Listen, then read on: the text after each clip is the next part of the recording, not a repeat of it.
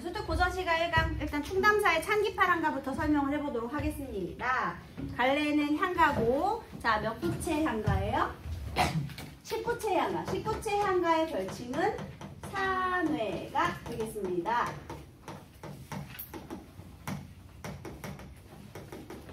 우리 19채 향가의 특징, 뭐 향찰로 표기되었다. 그 다음에 기서결의 3단 구성이다. 낙고 천머리 감탄사를 통해서 시상의 전환이 일어난다. 시조에 영향을 주었다. 요거는 패스해도 되겠죠, 여러분? 다 알고 있는 내용이니까. 그러면 이제 이 찬기파랑가의 내용을 볼게요. 그런데 여러분, 찬기파랑가는요, 사실 우리 향찰 해독의 권위자가 두 분 계시거든요. 양주동, 그 다음에 김완진 이렇게 있어요. 근데 지금 여기에 있는 해독이 김완진 해독이에요.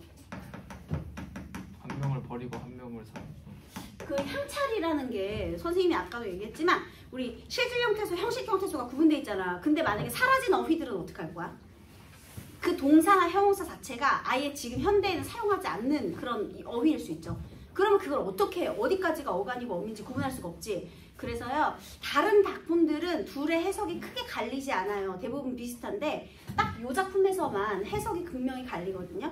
극명히 갈라지는 부분이 있어요. 그래서 선생님이 그 부분은 요 찬기파랑가 해석 끝난 다음에 얘기를 해주겠습니다. 근데 요즘에는, 옛날에는 꼭 두 개를 다 올렸는데 요즘은 어떻게 된 건지 김완진 해독만 올라오더라고요. 그리고 심지어 누구 해독인지 항상 써줬었거든요. 근데 이제는 김완진 해독이라고 쓰지도 않고 향찰 옆에 적지도 않죠.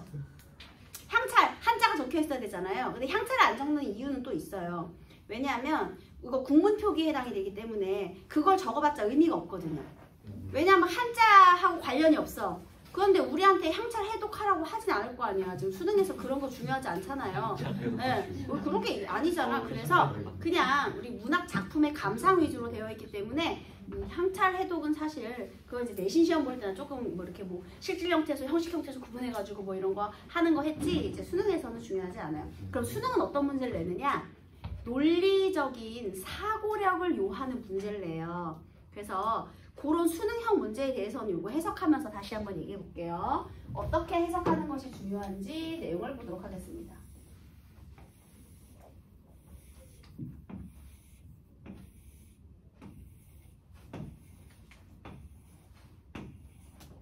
흐느끼며 바라보매. 자, 누가 흐느끼고 있어요? 화자? 아니 화자가 아니에요. 맞아요. 자, 주체는 화자예요. 흐느끼며 바라보고 있다의 주체는 화자 되겠습니다. 그러면 왜 흐느낄까요?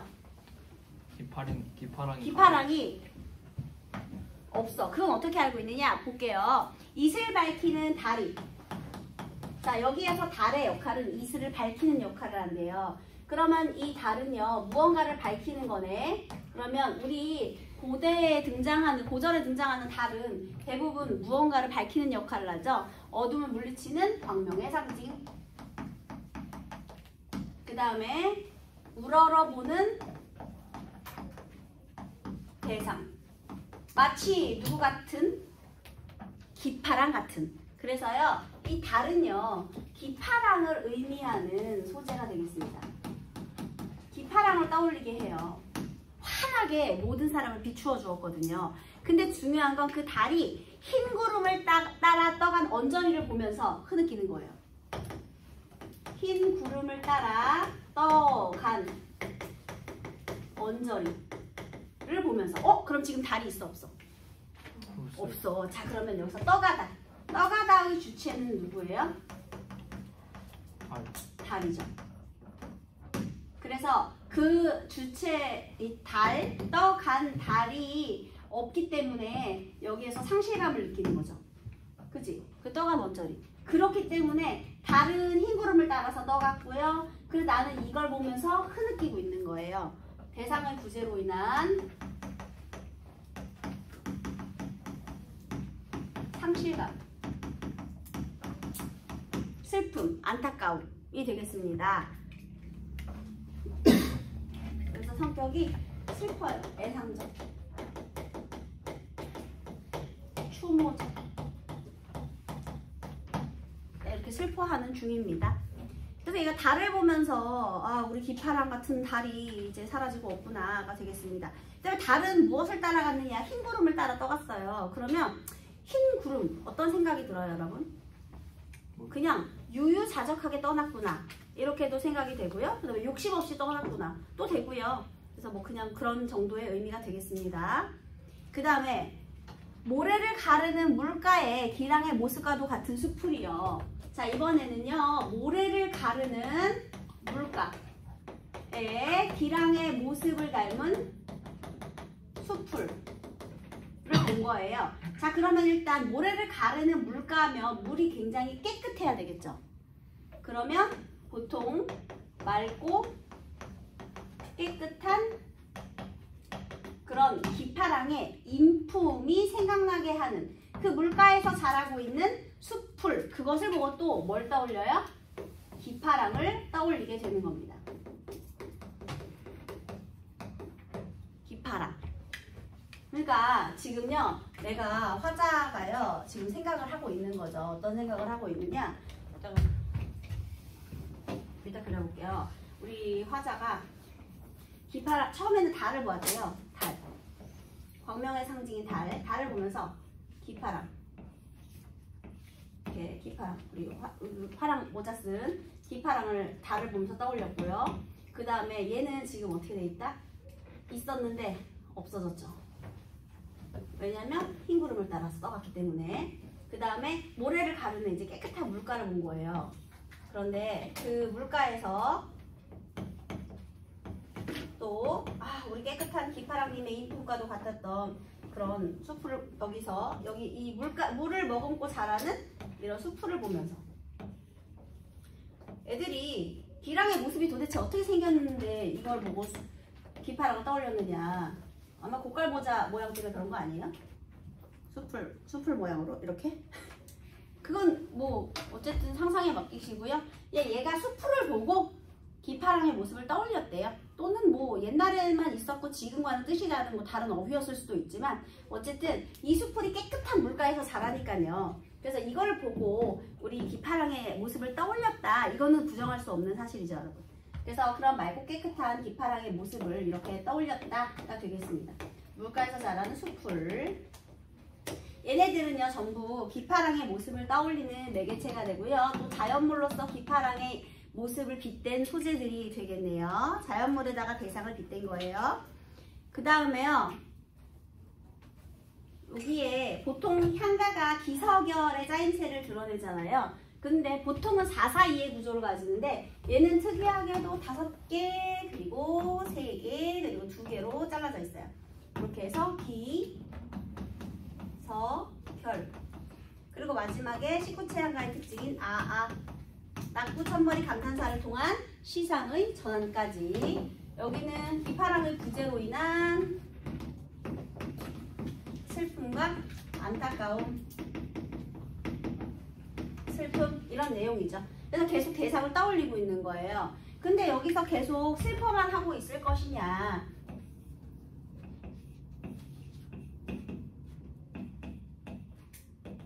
눈물입니다. 계속 슬퍼만 하고 있을 것이냐. 지금 1혼의 자갈벌에서 낙이 지니시던 마음의 갓을 족보이노라. 1혼에는요 지명이에요. 그러니까 중량천, 부용천 이런 지명 이름이거든요. 즉 누가 지금 현재 위치하고 있는 곳이죠? 1혼의 자갈벌은요 현재 화자의 위치. 그러니까 여기가 지금 이 물가 여기가 1혼회라는 거죠. 구체적인 지명이 등장하고 있네요. 그래서 냇가에서 내가 생각을 해본 거죠. 여기서 낭이 지니시던 마음의 끝을 따르고 있노라. 이 낭은 기파랑이거든요. 낭이 지니시던 마음의 가장자리, 마음의 끝이거든요. 그건 뭐예요? 그의 생전 유지를 받들겠다는 거죠. 그치? 그가 남겼던 그의 뜻, 기파랑이 남긴 그의 뜻을 따르고자 한다. 자, 여기까지는 계속 슬퍼했잖아요. 내가 사랑하는 우리 기파랑님 보고 싶다. 지금 없어서 너무 생각난다. 슬퍼만 할 게 아니라 그래 생각해봐. 평소에 우리 기파랑의 유지를 받들자. 받들며 살자 라고 얘가 여기서 마음가짐을 다지는 거예요. 그래서 기파랑의 뜻을 따르려 한다. 유지를 받든. 그래서 그의 뜻을 따르며 살겠다. 이렇게 되는 거예요. 아마 얘기했겠죠. 항상 부지런해라. 항상 겸손해라. 뭐 이런 표현들 좋은 것들 있잖아. 항상 성실하게 노력해라. 아랫사람에게 관대해라. 이런 얘기 좋은 얘기 많이 하셨겠죠. 그래서 그런 뜻을 따르면서 그가 없어도 그의 뜻을 따르면서 살겠다. 이렇게 얘기하면서 마지막에는 잣나무 가지가 높아 눈이라도 덮지 못할 고깔이여. 아마 여기에 또 잣나무 가지가 있었나 봅니다. 근데 여러분 잣나무는 어떤 나무냐? 우리 소나무와 마찬가지로 사철나무죠, 여러분. 잣나무도 사철나무잖아요, 여러분. 그러면 잣나무 가지. 사계절 푸르름을 간직하고 있기 때문에요. 자, 무엇이 덮지 못해요? 눈도 덮지 못하는 잣나무 가지. 그럼 이 잣나무 가지도 또 누굴 떠오르게 해요? 우리 기파랑을 떠오르게 하겠네요. 그죠? 자, 그러면 잣나무 가지의 상징성 무엇일까요? 기파랑의 어떤 면? 어떤 면이에요, 여러분? 기파랑의 무슨 면? 잣나무니까 사철나무잖아. 소나무하고 똑같아. 뭐죠? 얘도 기파랑이고. 고매한 인품 해도 되고요. 그 다음에 숭고함 아니면은 고절, 고고한 절개 또는 높은 기상, 높은 절개 이렇게 생각하셔도 되고요.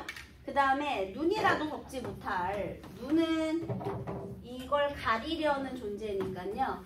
어떤 시련이나 그를 유혹하는 존재, 어떠한 유혹에도 흔들리지 않는 덮지 못할 고깔이요. 고깔은 화당의 우두머리여 되겠습니다. 고깔이 바로 기파랑이에요. 이 화당의 우두머리라고 얘기했네요. 여기서 나타난 표현 방법 정리해 볼까요? 일단은 고깔이여, 여기서 예찬과 영탄의 방법을 사용하고 있죠. 예찬적이다. 그 다음에 영탄적인 어조이다. 그렇죠? 그래서 이렇게 자연물의 대상의 모습을 빗대어 표현하였다라는 게 특징이고요. 그러면 여기서 자연물의 상징적인 의미를 부여하였다. 상징적. 그 다음 주제는 기파랑에 대한 추모와 예찬. 이 마지막 별구에서 예찬의 태도가 잘 드러나 있죠. 그 다음에 특징. 기파랑을 떠올리는 여러 가지 자연물들이 있었어요. 맨 처음에 뭘 봤어요? 달 보고요. 수풀이랑 물가도 보고요. 그 다음 잣나무도 봤죠. 그러면 시선의 이동에 따라 내용이 전개되고 있다. 일단 시선의 이동에 따른 시상 전개 이런 게 중요하고요. 그 다음에 잣나무 가지가 무슨 색이죠? 잣나무? 푸른색. 눈은 무슨 색이에요? 흰색. 그래서 뭐가 있어 지금? 색채 대비가 있죠. 색채 대비가 있다라는 것은 감각적이다라는 뜻이죠. 그죠? 그러면 얘는 반대로 또 똑같은 의미로 대조적인 의미의 시어를 사용해서 대상에 대한 예찬을 더 강조하는 효과도 가질 수가 있겠네요. 그 다음에 얘는 향가임에도 불구하고 일체의 주술성이나 또는 불교적인 색채가 없고 종교적인 특징이 없고 서정성이 강조되고 있다 라는 것, 이것이 바로 문학사에서 위치한 이 창기파랑가의 중요한 특징이 되겠습니다. 됐죠? 이런 것들 정리해 두시고요. 만약에 창기파랑가다 그러면 선생님이 항상 그 작품에 가장 중요한 점이 나온다고 했잖아요. 창기파랑가에서 제일 중요한 건 이거예요. 이거랑 자 이제 마지막 여기에 결국 여기다가 적을게요. 잘 안 보이니까 여기다 적을게요. 중요해서 여기다 적을게요. 자, 자연물에다가요. 이거 5번째 특징이에요. 자연물에다가 시적 대상을 빗대어서 표현하고 그리고 이거를 열거했어요. 자연물의 대상을 빗대고 있다. 이런 표현들이 중요합니다. 자, 그 다음에요. 우리 아까 선생님이 평가원이 좋아하는 문제 유형 같은 걸 얘기했는데 이런 거 참 좋아해요. 바라보는 주체, 그 다음에 떠가는 주체, 이런 거 이제 굵은 글씨로 드러낸 다음에 이거 구절의 의미를 올바르게 논리적으로 해석해냈느냐, 그래서 그 설명이 논리적으로 맞느냐, 이런 논리력을 평가하는 문제 유형을 좋아하거든요, 평가원에서. 예를 들면 쉽게 설명하면 가시리에서도 나오잖아요, 여러분. 가시렵니까? 자, 누가 가죠? 주체가 누구예요? 님이죠. 버리고 가시렵니까? 버리는 주체가 누구죠? 님이죠. 그죠? 그 다음에 어찌 살라고 버리고 가냐. 그 다음에 잡아두고 싶지만, 자, 잡아두고 싶은 주체는 누구예요? 그때는 화자죠. 근데 서운하면 다시는 오지 않을까 두려워. 다시 안 오는 사람도 누구예요? 님이죠. 근데 두려운 사람은 누구예요? 화자죠. 그래서 가시는데 다시 오세요. 다시 오는 주체는 또 누구예요? 님이죠. 그 다음에 서럽다의 주체를 두 가지로 해석할 수 있다고 했잖아요. 내가 서러울 수도 있고 이별을 서러워하는 님일 수도 있고. 그지? 그래서 뭐 그런 거, 그래서 그런 어떤 행위의 주체가 누구냐, 이것도 또 좋아합니다. 게다가 선생님이 공간도 중요하다라고 했잖아요. 그래서 여기서도 공간 보면 얘는 지금 이론에 여기에 위치하고 있고요. 얘를 우러러보는 대상으로서 얘를 봤다가 얘네를 봤다가 기파랑을 떠올리고 있더라. 여기에서 얘네를 떠올린다. 이렇게 보시면 되겠습니다. 되죠, 여러분? 자, 그 다음에 이제 향가의 특징까지 해서 정리를 했고요. 그 다음 선생님이 뭐가 중요하다 했느냐, 김한진 해독도 있다면 양주동 해독도 있다고 했잖아요. 근데 지금 여기에서는 들어가지 않고 있지만 양주동 해독은 선생님이 간단하게 얘기해 볼게요. 우리가 향가를 준 다음에 향찰의 원문을 가지고 김한진 해독, 양주동 해독을 평가라고는 하지 않잖아요. 그러면 두 개의 해석을 그냥 따로 줘야 되거든요. 그러면 그 둘 사이에 공통점, 차이점, 요거 묻는 문제가 나오겠죠. 자, 얘는 어떻게 되느냐, 아까 1호내에서 요 화자가 혼자 등장을 해서 얘가 자연물들을 보면서 기파랑을 추모하고 예찬하는 구조로 되어 있었죠. 자, 그런데 이제 양수동 해석에서는 이렇게 돼요. 화자가 달에게 질문을 던져요. 자, 어떤 질문을 던지느냐, 여기서 처음에 흐느끼고 바라보는 게 아니라 열치며, 그러니까 흰 구름을 열치고 나타난 달이, 이렇게 해석을 하거든요. 흰 구름 따라 떠가는 것이냐? 라고 물어봐요. 자, 그러니까 달아, 너 어디 가니? 흰 구름 따라가는 거니? 얘가 물어봅니다, 화자가요.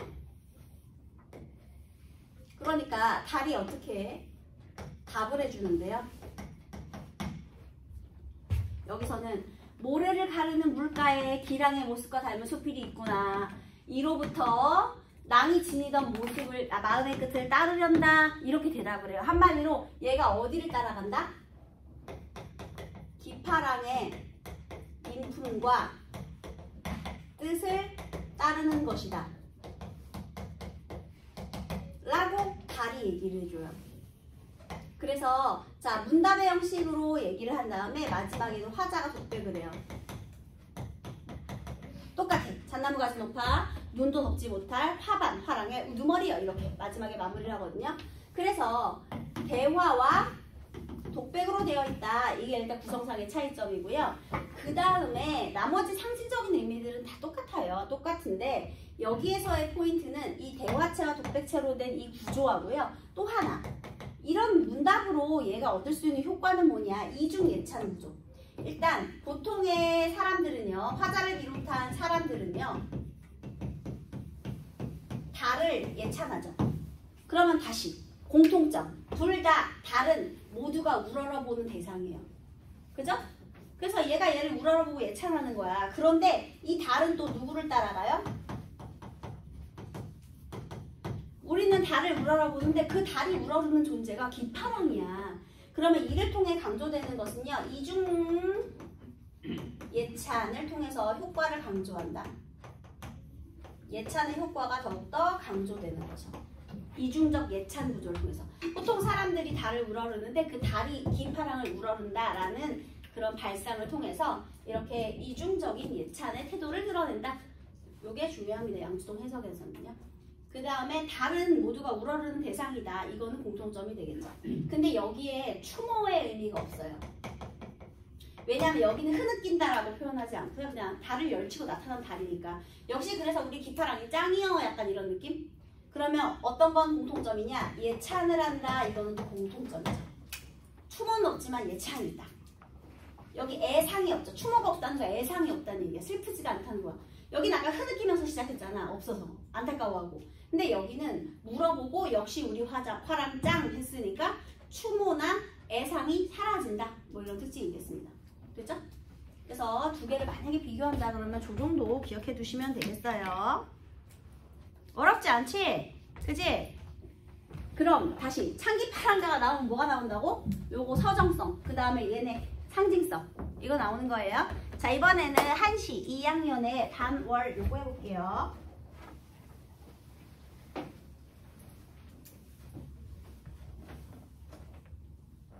쌤, 네. 저 화자 네. 그 괄호 안에 뭐라고? 사람. 일반적인 사람들. 그 위쪽 화자. 이거 독백. 아, 네. 화자와 달의 대화, 그리고 마지막에 화자의 독백으로.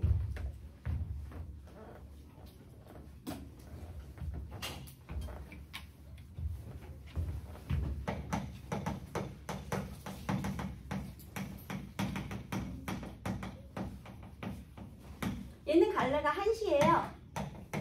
글자 수가 7개니까 7원, 4줄이니까 절구. 7글자 4행으로 된 7원 절구의 한시가 되겠습니다.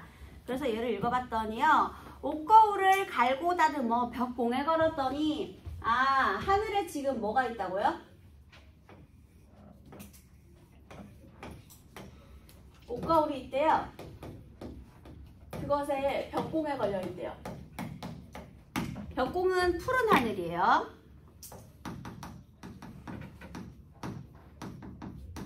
푸른 하늘에 떠있는 옷거울, 원관념이 무엇이겠습니까, 여러분? 달일 것 같아. 그렇지, 달이죠. 그리고 제목이 뭐야?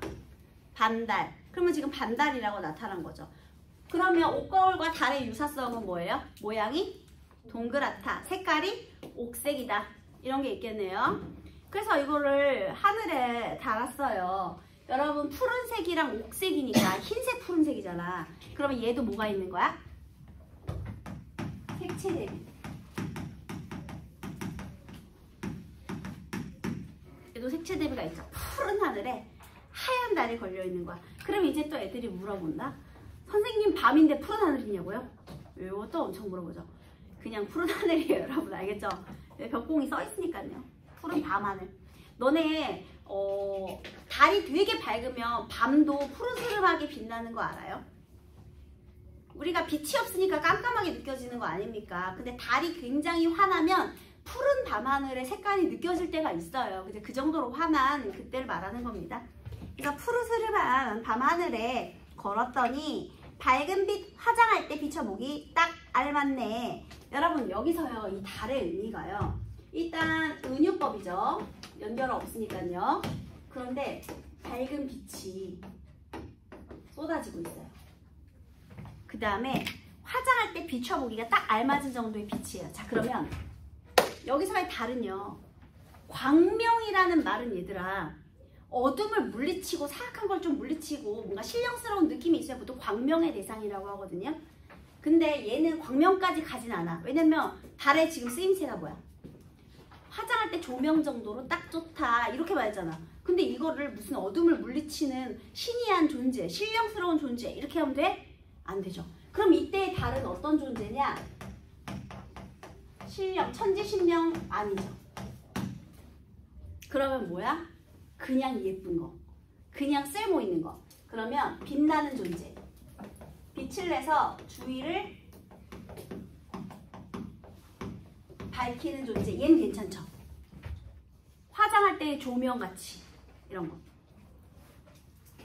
그 다음에 여기서 이제 복비와 직녀가 서로 갖겠다 다투다가, 자, 여기서 복비랑 직녀가 이걸 왜 가지고 갖겠다고 다퉜을까요?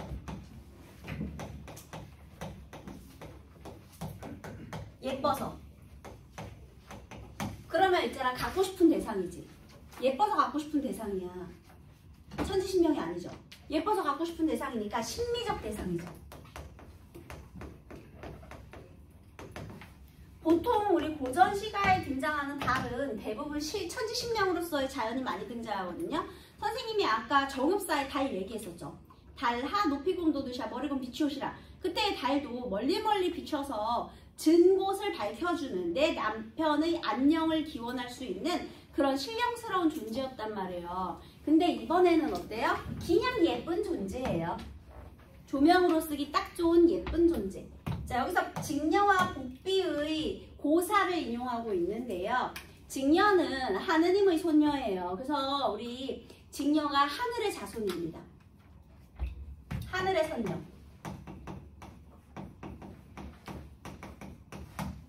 얘가 은하수 근처에 살죠. 그 다음에 복비는요, 복희씨의 딸로서 수신이에요, 수신. 물에 빠진 이후 수신이 되었다고 합니다. 물의 신입니다. 얘는 하늘이고 얘는 물이에요. 그래서 얘네가 갖고 서로 다투다가 반쪽은 구름 사이에 반쪽은 물 속에.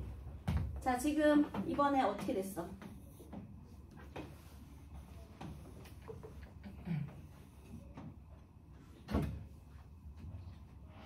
반쪽은 구름 사이에 반쪽은 물 속에. 그래서 지금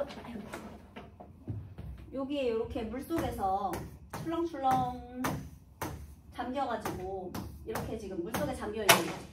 여기에서 이렇게 반달의 모습. 여기는 하늘, 벽공이고요. 여기는 물.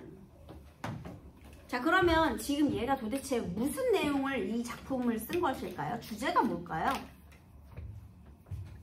이 시의 주제. 오, 예쁜 거지, 예쁜 거. 그래서요, 벽공에 걸린 반월의 아름다움.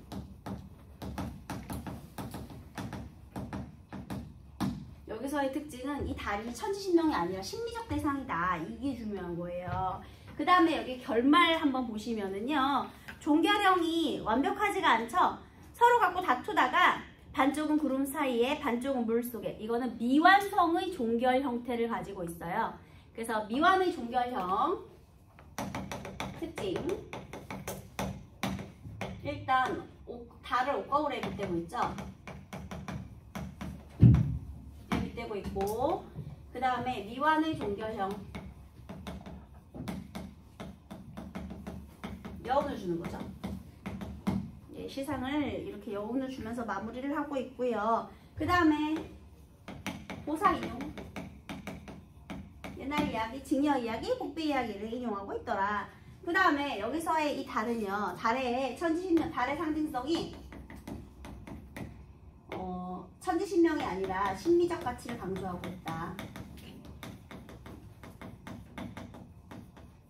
이게 특징이 되겠습니다. 이게 이 내용의 중요한 특징이에요.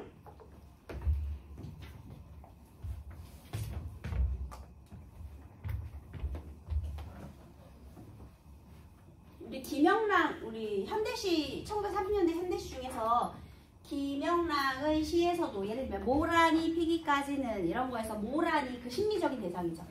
그저 기다리는 심리적인 대상, 아름다움의 대상, 이런 거. 자, 그렇다면 문제를 확인해 봅시다. 아름다운 밤풍경에 대한 내용인데요. 한번 보겠습니다.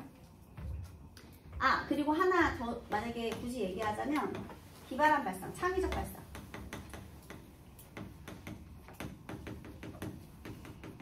얘도 되겠네요.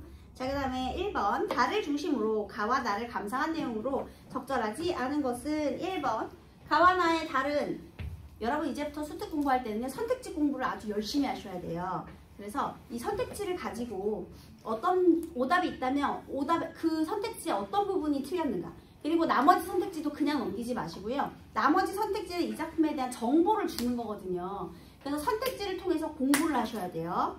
가와 나의 달은 작품의 도입 부분에서 화자가 주목하는 시적 대상, 둘 다 처음에 달을 봤죠? 맞습니다. 가와 나의 달은 대상을 비추는 존재로 주위를 밝게 만드는 속성, 둘 다 주위를 밝게 만들었죠. 얘도 조명 정도로. 그 다음에 찬기파랑가에서도 이슬을 밝혔고요. 그 다음 가와 나의 도입 부분에서 달을 올려다보던 화자의 시선은 이후 아랫방향으로 바뀌어 있다. 그쵸? 아까는 달에서 우리 그 이론의 그 물가의 숲풀까지 갔죠. 그 다음에 얘는 벽공에서 물로 이동했죠. 그 다음 가와나는 달의 모습이나 형태가 달라지는 상황과 관련지어 달의 모습과 형태가 달라진다? 원래 달은요 우리 보름에서 그 다음에 금음으로 금음에서 다시 보름으로 형태가 계속 변하잖아요. 근데 그것과 지금 여기 관계가 하나도 없죠. 전혀 없지. 둘 다 없어요. 틀렸고요.